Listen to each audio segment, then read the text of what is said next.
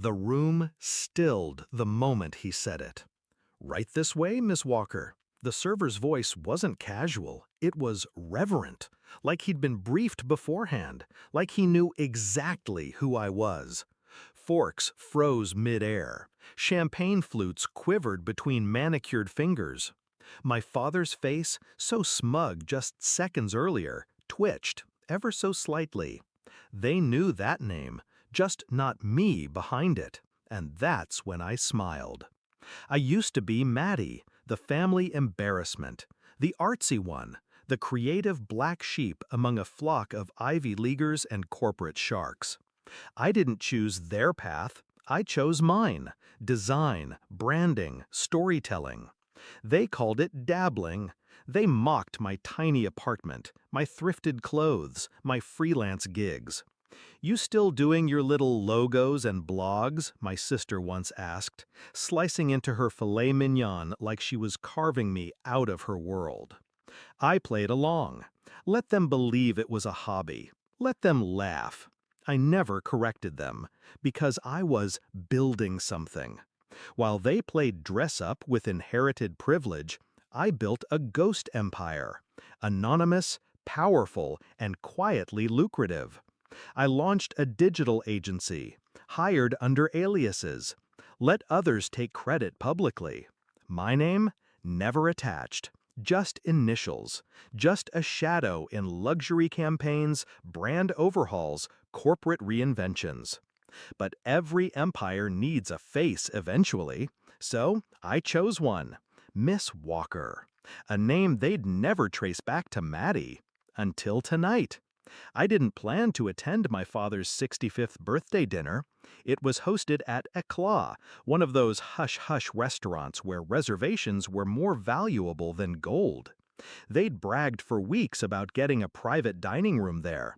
My invite came last minute, a pity gesture, I assumed. They expected me to decline, stay hidden, stay small.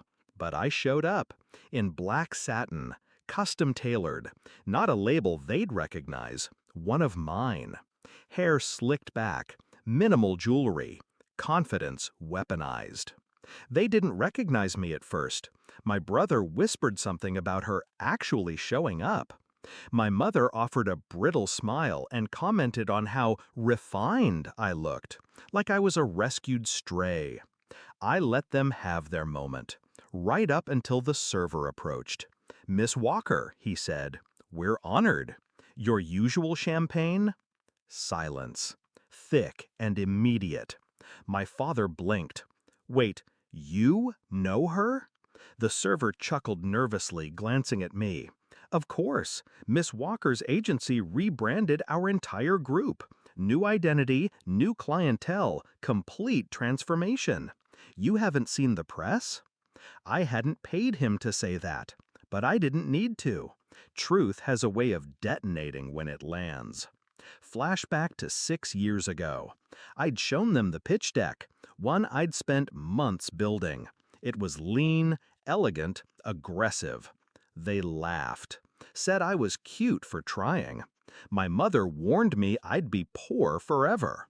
My father, glass of scotch in hand, said, "You're not built for high stakes, Maddie. Stick to Etsy."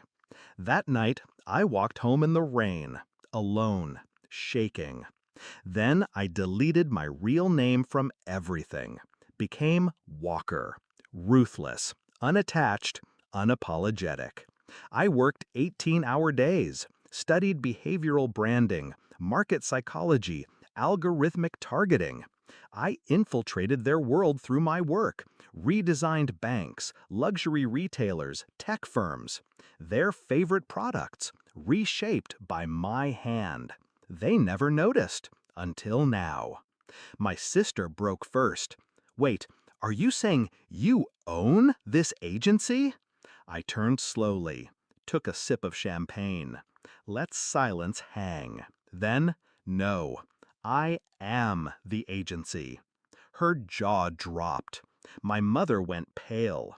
My brother tried to laugh, but it curdled halfway through. My father stared.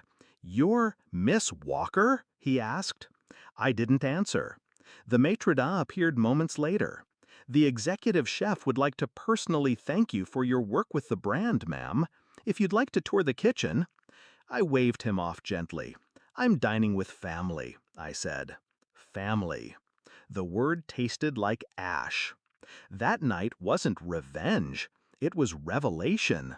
But my revenge? That came earlier, when I found out my father's company was struggling, hemorrhaging clients, plagued by a reputation problem. They'd hired firm after firm. Nothing worked. So I stepped in, anonymously. My agency submitted a proposal under a different brand name.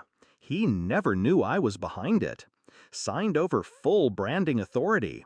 Paid us 7 figures. Then I burned his legacy from the inside.